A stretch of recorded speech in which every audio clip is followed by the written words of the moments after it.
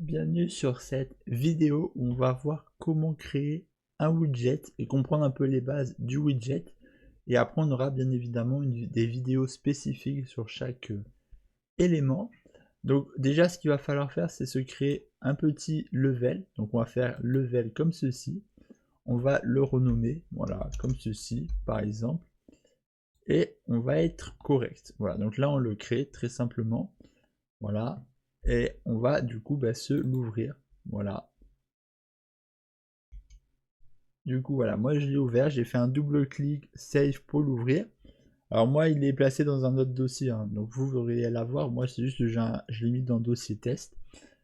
Et ensuite, quand on a ce level, on va faire clic droit, user widget blueprint, et on va faire user widgets. Là, on va faire un W-8 test. Voilà, on va pas se prendre la tête, tout simplement. Voilà. Ensuite, eh bien, on va d'abord aller ici, Open Level Blueprint. Et ici, ce qu'on va faire, c'est un Create Widget. Voilà. Comme ceci. Donc là, je l'ai déjà mis, Create Widget. Donc on met par exemple le W text. Voilà. Je crois que c'est celui-là. Voilà, c'est celui-là. Ensuite, on fait un Add Viewport. Et on fait un Get Player Controller. Voilà, Player Controller juste ici. Voilà, Get Player Controller. Et là, on peut faire compile. Voilà. Ensuite, on va se lancer le petit test. Voilà. Et on va se mettre un petit Canva, tout simplement, avec un bouton pour voir si ça fonctionne bien. Donc là, j'ouvre. Et là, on voit bien qu'on a le bouton. Voilà, très simplement. Voilà. Donc là, on va faire des explications assez simples, hein, mais du coup, pour créer un menu, il va falloir utiliser un Canva pour pouvoir avoir la définition. Par exemple, là, si on fait comme ceci, avec le Canva, on peut le mettre en fonction d'un écran. Par exemple, là, on peut faire le menu en mettant comme ça 1080p. Comme ça, on sait un peu ce que ça donne sur un écran 1080p. Comme ça, on peut vraiment jauger. Voilà, on peut faire comme ça. On peut se dire que certains peuvent avoir du 720p, donc on va essayer de voir pour que ça convienne. Et on peut vraiment switcher, voilà, entre les deux. Voilà, donc ça permet de pouvoir créer. Après, on peut bien évidemment créer un border. Donc avec le border, on peut simuler du coup un menu. Par exemple, là, si je fais le border, là je vais vite, hein, mais vous aurez les vidéos avec certains éléments un par un. Voilà. Vous aurez une vidéo sur le texte, une sur le border, une sur les horizontal box. Donc c'est pour ça, là, je vais un peu vite pour vous expliquer. Hein. Mais là, ici, quand on a un élément, on a du coup un point d'ancrage. Donc là, avec cet élément, quand on le place ici, on a ceci qui apparaît. Quand on est dans le Canva, bien sûr, hein, quand on est dans le Canva, du coup, on a ceci. Donc ça, c'est le point d'ancrage. Ça veut dire si on veut que notre élément soit toujours relié à la gauche. Par exemple, si on fait ça, ça veut dire que là, par exemple, ici, sur l'axe des Y, voilà, enfin des X plutôt, on sera toujours à 704. Je vais juste mettre 700, ce sera plus stylé. On sera toujours à 700, voilà, de la gauche.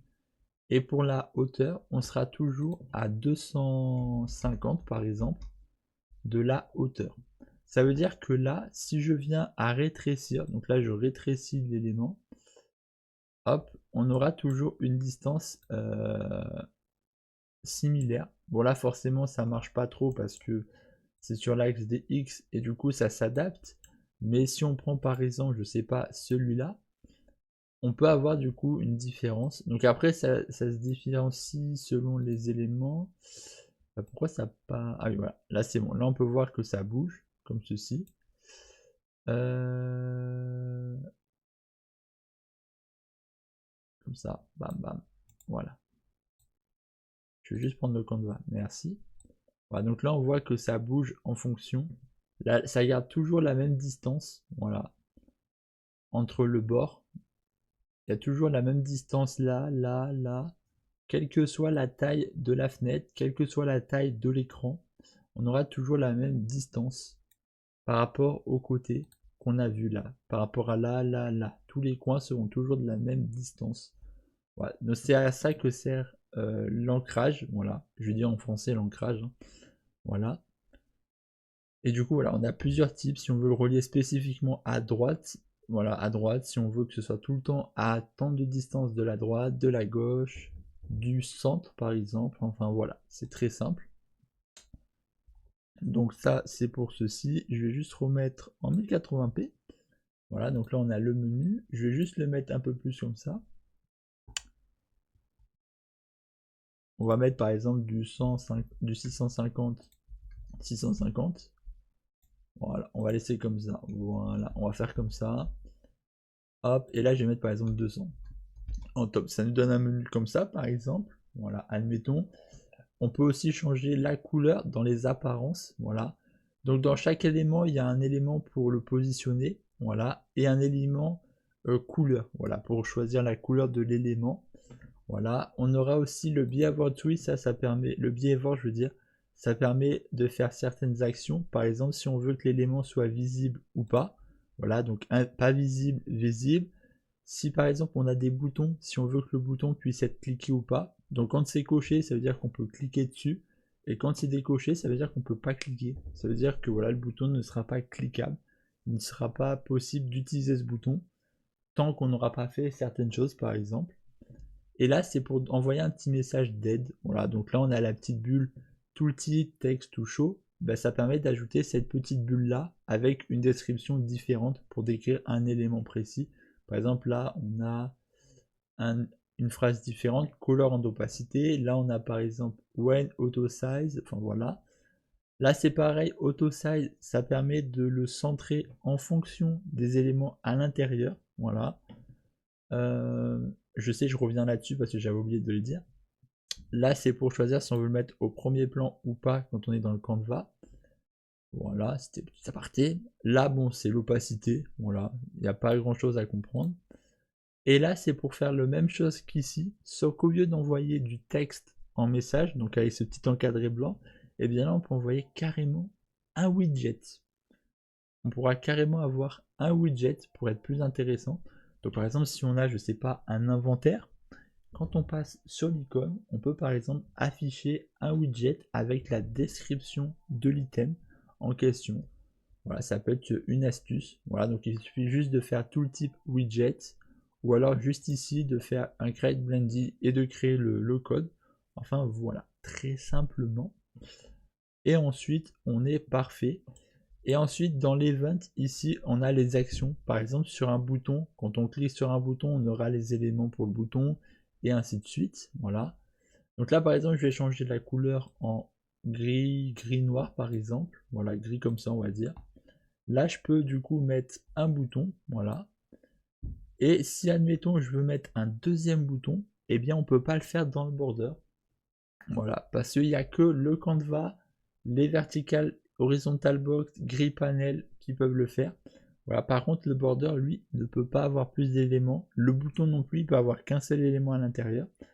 Du coup, ce qu'on va faire, c'est sur ce bouton, on va faire clic droit, wipe, pour placer quelque chose dessus. Donc là, on peut bien évidemment faire copie, coller, supprimer, renommer. On peut même remplacer. Si par exemple on a mis un bouton mais qu'on se dit oh faut peut-être que je mette par exemple l'horizontal box, on peut le changer. Mais là nous on va mettre quelque chose au-dessus de ce bouton et on va mettre du coup une verticale. Voilà. Parce que là la vertical box c'est pour mettre en vertical et l'horizontal box à l'horizontale. Hein. Voilà. Et là on peut mettre un bouton et si je mets le bouton dans la verticale, on voit que ça me met le deuxième. On voit bien les deux boutons ici. Voilà. Et là, si je clique par exemple sur la vertical box ou le bouton, on voit que par exemple là, ici on a le slot qui donne ceci, slot. Si je clique sur vertical, on voit que le slot est différent. On n'a plus d'ancrage parce que là on est dans le border et l'élément prend vraiment la place de tout le border. Donc du coup là c'est totalement différent. C'est soit ici on peut le centrer à l'horizontale, on peut le centrer à la verticale, voilà. On peut le mettre du coup à droite, à gauche, en haut, en bas, ou on peut tout prendre, voilà. Ensuite on peut faire un padding. Ça veut dire là en faisant un padding par exemple de 10, ça veut dire là si je déplie, on a fait 10 à gauche 10 en bas, à droite, en haut. Voilà, tout ceci. Si par exemple je fais juste 100 en haut, ben, ça fait 100 en hauteur et 10 les autres côtés. On peut aussi faire avec les boutons dans le slot d'autres choses. Donc là par exemple vertical box, on a ceci. Si je prends le bouton, on voit qu'on a un autre élément, c'est fil. Là ça veut dire, quand on fait fil, ça veut dire on va prendre toute la place qui est donnée. Voilà. Donc là on va prendre toute la place du border. Donc là, si on réfléchit, la vertical box, elle avait fait 100 ici, 10, 10, 10. Du coup, ben, on va prendre la taille de la vertical box qu'elle a et on va prendre toute la place de la vertical box. Ensuite, bien évidemment, on a notre bouton. Donc l'autre bouton, il doit aussi avoir un peu de place quand même. Mais si je fais pareil sur l'autre bouton, ça nous prend pareil. Ça veut dire que ça complète à part égale. Après, ici, si je fais par exemple 2, ben là ça veut dire que lui il prendra un peu plus de place, voilà, par exemple. Si je mets 3, ben, il prend encore un peu plus de place, voilà. Et après ça vous permet, voilà, de choisir vraiment la taille. Ensuite là, si par exemple je prends les deux boutons avec contrôle en même temps et que je mets un padding de 10, on voit que là il y a une séparation entre les boutons. Et après ben, je peux ajouter autant de boutons que je veux, voilà, autant pour faire plein d'éléments, voilà. Après, on peut mettre du texte dans les boutons. Voilà, du texte, très simplement.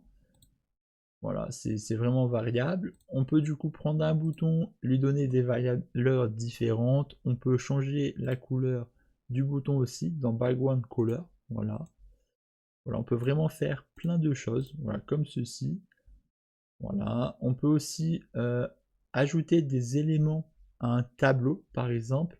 Si je prends une vertical box ou que je prends je ne sais quoi, par exemple, si là je viens ici, voilà, je vais d'abord faire un truc, c'est get player controller pour commencer, et je vais faire un set show mouse cursor pour commencer, et je vais le cocher. Parce que là, si je laisse décocher, si par exemple je clique, j'ai plus la souris. Tandis que si je fais ça et que je clique, ben, j'ai toujours la souris, ben, comme on peut voir. Et là, on peut cliquer. Voilà, c'est le petit truc que j'avais à dire. Mais par exemple, là, si je clique sur ce bouton-là, voilà, par exemple, je clique sur ce bouton-là, je fais clic, voilà. Ce que je vais faire, c'est que je vais prendre la vertical box ici, que je vais mettre en variable, voilà. Donc quand on met un élément en variable, ça veut dire qu'on le permet de le modifier. S'il n'est pas en variable, ça veut dire qu'on ne pourra pas le modifier. Là, en variable, on pourra le modifier. Ça veut dire que là, je viens ici, je la prends. Donc pensez bien à la renommer, hein. Voilà, là vous la renommez. Bon là je vais pas la nommer, mais voilà. Dites-vous aussi que quand vous nommez, pensez bien à faire en sorte que les noms soient différents, parce qu'il ne peut pas y avoir deux noms similaires. Donc pensez bien à bien choisir les noms pour pas vous prendre la tête. Et là, si je fais par exemple un clear children, on peut voir qu'avec le clear children, ben, ça nous supprime tout. Alors là, ça me l'a pas fait, parce que bien évidemment, j'ai pas cliqué. Donc là, on est ici. Et là, je crois que c'était ce bouton. Si je vais sur celui-là, ça fait rien. Et si je clique ici, on voit que ça disparaît. Voilà. Là, tous les boutons, tout ce qu'il y avait dans l'inventaire, dans la vertical box, a disparu. Et là, ce qu'on peut faire, par exemple, c'est un create widget. Voilà, create widget. Voilà. Là, on va créer, par exemple, un widget juste ici. Hop. Hop. On va faire w test. Bon, on va faire comme ça, c'est pas grave. Testy. Je vais l'ouvrir. Je vais mettre par exemple un sizebox pour vous montrer aussi le sizebox, comme ceci. On va mettre ça, voilà. Donc on va mettre par exemple 100 en horizontal, voilà, et 25 en vertical. Pour voir la taille, on va faire un desirate, comme ceci. Et là, ça nous donne la dimension. Voilà, très simplement. Hop, je vais lui mettre un petit bouton. Voilà, petit bouton. Voilà, on va laisser le bouton vide. Voilà. Ensuite, je reviens ici, je vais le prendre. c'est testy. Et je vais faire juste ici, prendre la vertical box. Et au lieu de faire un add, j'ai perdu. Au lieu de faire un add to viewport, voilà, qui veut dire on affiche sur le menu, enfin sur l'écran, sur la page, là on va faire un add child. Voilà, un add child. Donc ça c'est pour ajouter un élément, voilà, en règle générale. Et là, ben, c'est pour ajouter spécifiquement à la vertical box. Si on aurait mis une horizontal box, ben, ça aurait été horizontal. Si on aurait eu une grille panel, par exemple, pour des items, pour un inventaire, par exemple, que je ne vais pas montrer, mais vous verrez au cours de la série widget, quand on s'attaquera aux grilles panel, vous verrez. Mais là, par exemple, si je fais ça, que je le mets ici et ici, alors là, on n'a pas besoin de faire de getPlayerController parce qu'on est déjà sur un widget. Voilà, donc c'est la petite astuce. Par contre, si je fais ça, ça ne fonctionne. Alors je sais plus. Ouais, non, là, on est obligé de mettre la target. Par contre, là, on n'est pas obligatoire parce qu'on est déjà sur ce qu'on veut modifier. Là, du coup, si je fais le petit test comme ceci, là, j'appuie. On a bien un bouton qui apparaît. Si par exemple, je fais loop, c'est for loop, voilà, que je mets par exemple 10 en for loop, que j'appuie, on a 10 boutons, voilà, donc 2, 4, 6, 8, 10, alors 11, pourquoi 11? Parce que 0 compte, ça fait 0, 1, 2, 3, 4, 5, 6, donc le 0 il compte, donc on va plutôt mettre 9, voilà, 9, et comme ça fait 10, voilà. Après, si vous voulez pas vous prendre la tête, vous faites par exemple la 10 et vous faites 1. Voilà, pour pas se prendre la tête, vous faites 1. On se prend moins la tête comme ça. Faire aussi, c'est mettre un élément texte juste là. Voilà, tout simplement. Le mettre en variable. Et ce que vous pouvez faire ici, dans l'event, c'est faire un texte comme ceci. Faire un set text comme celui-ci. Voilà, le tooltip, c'est pour afficher le petit encadré blanc là qu'on peut voir ici où il y a set tooltip, c'est pour donner une information d'aide. Donc là, si vous voulez le personnaliser, là on va juste prendre ça. Je vais faire promote to variable comme ceci. Je vais le prendre editable expose and spawn. Voilà, donc ça c'est pour pouvoir y accéder de partout. Voilà, donc ça, je vous invite à voir directement la série sur les éléments Unreal cette fois-ci. Donc la vidéo sur les variables, sur les fonctions, tout ça. Donc c'est autre chose que la série widget. Donc là, je vous mettrai aussi cette série en description. Si jamais il y a des liens qui n'apparaissent pas dans la vidéo, n'hésitez pas à me le dire dans les commentaires. S'il se peut que j'oublie, hein, parce que voilà, ça peut m'arriver. Hein. Donc voilà, n'hésitez pas à me le dire, surtout que c'est ma plus grande force en soi d'oublier. Ensuite, on va faire clic droit, rafraîchir. Et là, ce qu'on va faire, c'est que je vais placer ça ici. Voilà. Alors pourquoi je fais ça? Parce que là, par exemple, on va faire d'abord le 1. Du coup, là, on va retirer que c'est l'index 1. Ensuite, on va faire le 2. Ça veut dire que là, ils indiqueront qu'on est sur le 2. Et du coup, là, ça va venir à chaque fois le marquer. Donc là, si je fais ça et que je lance, on a 1, 2, 3, 4 jusqu'à 10. Voilà. Et là, on a bien tout ceci.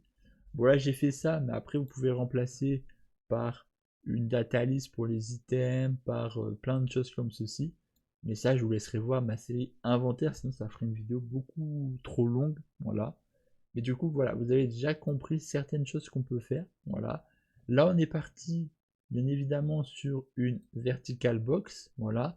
Mais on aurait très bien pu partir sur une horizontal box. Ça aurait fait la même chose. Donc, par exemple, si je prends ça, que je fais remplacer par une horizontal box. Voilà. L'horizontal box, je vais prendre le border, le mettre comme ceci et comme cela. Voilà. En fait, je fais ça, mais ça ne change pas grand-chose. Je fais ceci. Ah oui, on a une erreur pour la simple et bonne raison que là, on avait une verticale. Donc, je prends celui-ci, je mets is variable. Voilà. Je vais prendre ça que je vais placer dessus. Voilà. Ensuite, je vais prendre ça et je vais placer ici. Et là, c'est pas une verticale, mais ça va être une add child to horizontal box. Voilà. Faut penser aussi à modifier. Et là, normalement, on doit être bon. Voilà. Donc là, on a comme ceci. Et si j'appuie sur le bouton là, qui est le bouton du dessus, on a bien, voilà, 1, 2, jusqu'à 10. Voilà. Après, bien évidemment, on peut aussi ajouter au-dessus une scroll box, juste au-dessus par exemple. Voilà. D'ailleurs, la scroll box, je vais la mettre. C'est pas la scroll. C'est ça, je vais la mettre en fil. Et là, si je fais le test à nouveau, on a la scroll box qui n'apparaît pas là. Je sais pas pourquoi, mais normalement elle doit apparaître là. Ah oui, je sais pourquoi. La scroll box, il faut aller dans style. C'est pas dans, c'est dans scroll plutôt et dans orientation horizontale. Autant pour moi, j'avais oublié. Et là, on peut du coup scroller. Voilà, si jamais on veut faire ceci, c'est tout à fait possible. Et allez, avant de finir cette vidéo, je vais quand même vous montrer, on va remettre en vertical. Je vais quand même vous montrer rapidement avec une grille panel. Alors, est-ce que là, je vais pouvoir mettre la grille? Voilà, grille panel, juste ici. Voilà, on prend la grille panel. Voilà. Du coup, ça va me mettre une erreur. Pas du tout. Pourquoi ça ne me met pas? Ah oui, parce que je l'ai mis sur l'horizontal box. C'est pas grave. Je vais juste supprimer. Non, je vais juste faire en sorte de déplacer le premier bouton dedans. Voilà. Et je vais supprimer l'horizontal box. Voilà. Donc du coup, ça va nous donner ceci. Ce que je vais faire, c'est que je vais prendre le petit grid panel en variable, tout simplement. Ensuite, je vais la placer ici. Je vais la placer ici. Voilà. Là, du coup, j'ai plus d'erreur. Et ce que je vais faire en plus, ici, ça va être un add child to grid. Voilà. Alors là, ça devient un peu plus compliqué parce que la vertical box, ben, on a du vertical. L'horizontal, on a de l'horizontal. Donc, on a juste à faire la première, la deuxième, la troisième. Tandis que là, la grille panel, c'est plus compliqué. Parce qu'il faut savoir si on met l'item sur une ligne ou sur la colonne. Voilà, donc là, c'est plus compliqué. Du coup, l'astuce pour faire simple, c'est ici, vous partez de l'index, voilà, de l'item. Donc là, pour les items, vous faites un divisé, voilà. Vous mettez sur WoW un pourcentage que vous mettez sur colonne. Voilà, très simplement. Et ensuite, vous allez créer une variable, voilà. Vous allez mettre valeur, voilà, valeur, comme ceci. Vous allez la mettre ici aussi, voilà. Et dans cette variable valeur, vous allez définir le nombre au niveau de la ligne. Ça veut dire si vous voulez que les lignes aillent sur 10, sur 5 ou je ne sais quoi. Par exemple, là, je vais mettre par exemple 4. Voilà. Et si je lance, alors bien évidemment, il faut relier ça là. Voilà. Si je lance, que je clique sur ce bouton là, on va avoir ceci. Voilà, ceci. Alors forcément, il aurait fallu que je commence par 0. Voilà, si je commence par 0, forcément, ça commence de 0. Voilà. Donc là, 1, 2, 3, 4. 1, 2, 3, 4. 1, 2, 3, 4. Enfin, là, il n'y a pas de 11, mais voilà. Si par exemple, au lieu de 4, je décide de mettre, je sais pas, 8. Voilà. Et bien là, vous allez voir, ça va mettre sur 8. Voilà. Donc du coup, c'est pour définir la ligne. Si vous voulez que la ligne, elle soit de temps, ou je ne sais quoi, du coup, ça sera de temps. Voilà, tout simplement. Et voilà. Et après, si vous voulez qu'il y ait un nombre max, bah, vous avez juste ici à définir le max. Si je mets par exemple 100, on peut voir que là, ça ira jusqu'à 100. Voilà, avec la scroll. Alors, je vais être sympa, je vais mettre 10. Je sais pas si ça va donner avec 10. Avec 10, ça passe pas. Je vais retourner dans ça. Je vais prendre texte et je vais mettre le texte à 20. Peut-être que ça va me faire un peu plus petit. Non, ça passe toujours pas. Ok.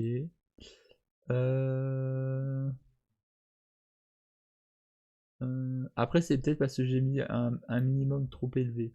Si je mets 75 et 20, je vais tenter ça. 75 et 20.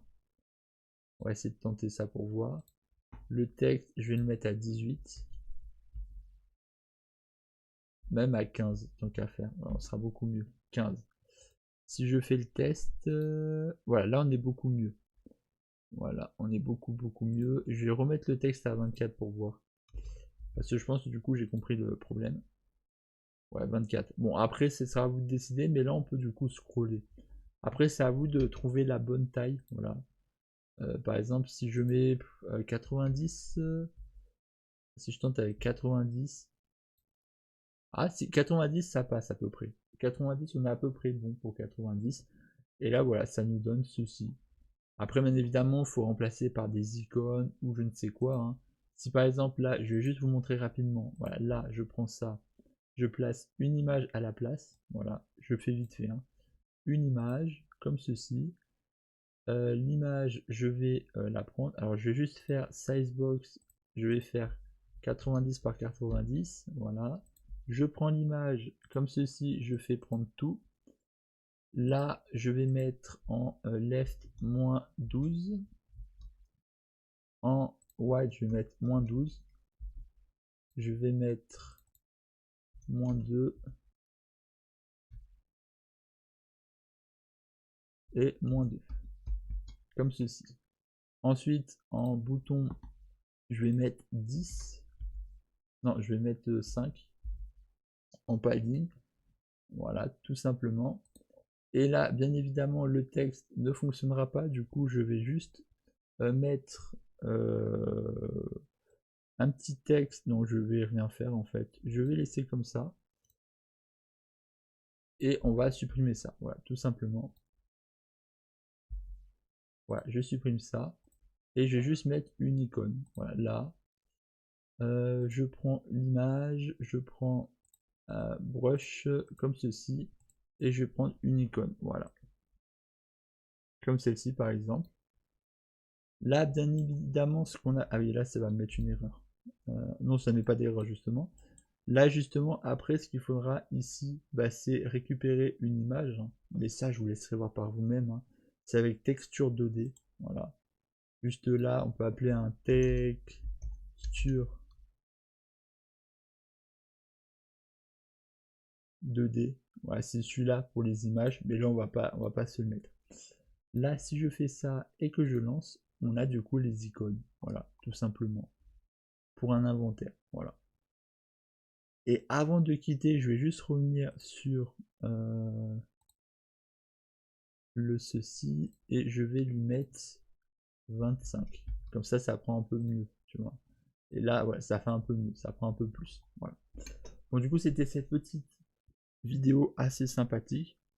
Dans les prochaines vidéos, ce sera un peu moins long, mais on verra du coup pour le texte, le bouton, les images et tout le reste. Voilà, mais ça, on le verra dans les prochaines vidéos.